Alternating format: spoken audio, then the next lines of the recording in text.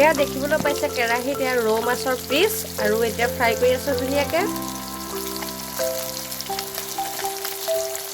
এফালে হাজবেণ্ড লাগি আছে বিলাহী আদা নহয় চৰি পিঁয়াজ, তাৰপিছত এইফালে জলকীয়া ইয়াত ধুনীয়াকৈ ফালি থৈছে। তাৰপিছত দেখুৱাই আছোঁ আৰু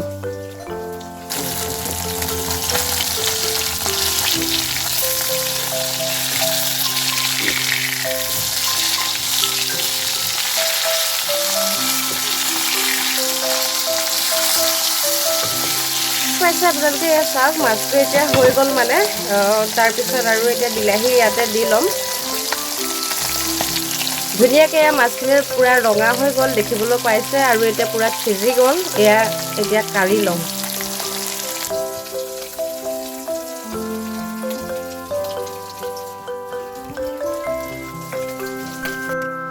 এইফালে আছে গাজৰ তিয়ঁহ, এয়া ধুনীয়াকৈ চালাড বনাইছে এতিয়া। তাৰপিছত এইখিনি সম্পূৰ্ণ হৈ লওক আকৌ দেখুৱাই আছোঁ ৰ'ব।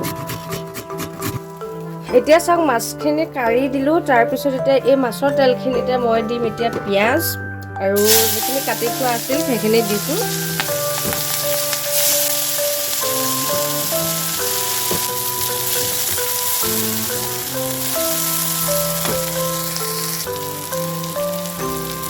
এতিয়া ইয়াৰ লগতে অলপ হালধি দিছোঁ আৰু অলপ নিমখ দি দিছোঁ। মই যিহেতু এনেকৈ দিয়ে ভাল পাওঁ।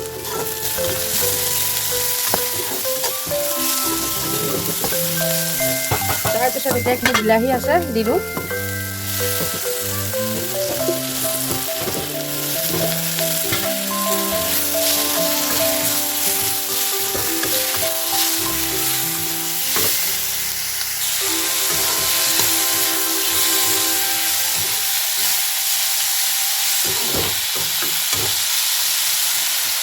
এতিয়া বিলাহীখিনি দিয়া হৈ গ'ল যিহেতু অলপ ঢাকনা মাৰি দিওঁ ইয়াতে। এতিয়া আঁতৰাই আনো। বিলাহীখিনি ভাপতে ইয়াত সিজি গ'ল ধুনীয়াকৈ।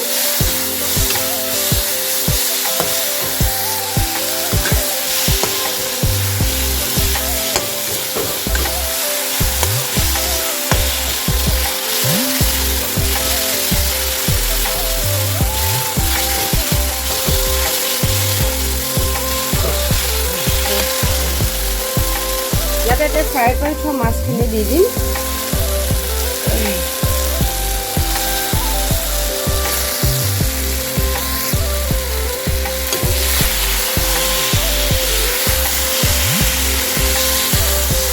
ধুনীয়া কালাৰ এটা উঠিছে দেখিছে আপোনালোকে। চাওক সহজভাৱে এনেকৈ বনাই দিছোঁ আৰু এয়া হ'ল অসমীয়া জুতি ৰৌ মাছৰ জোল। আৰু ইয়াতে অলপ পানী দিম মানে যিহেতু জোল হোৱা নাই এতিয়ালৈকে হ'ব। ইয়াতে 1 গিলাচ পানী দি দিছোঁ।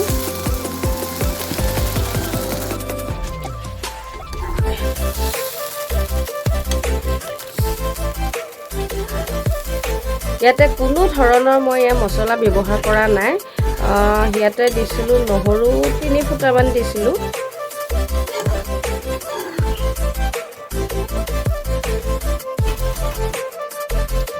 এতিয়া উতলিবলৈ দিওঁ ধুনীয়াকৈ। ইফালে পূৰা উতলি এয়া হৈ গ'ল। এয়াই হ'ল অসমীয়া খানা।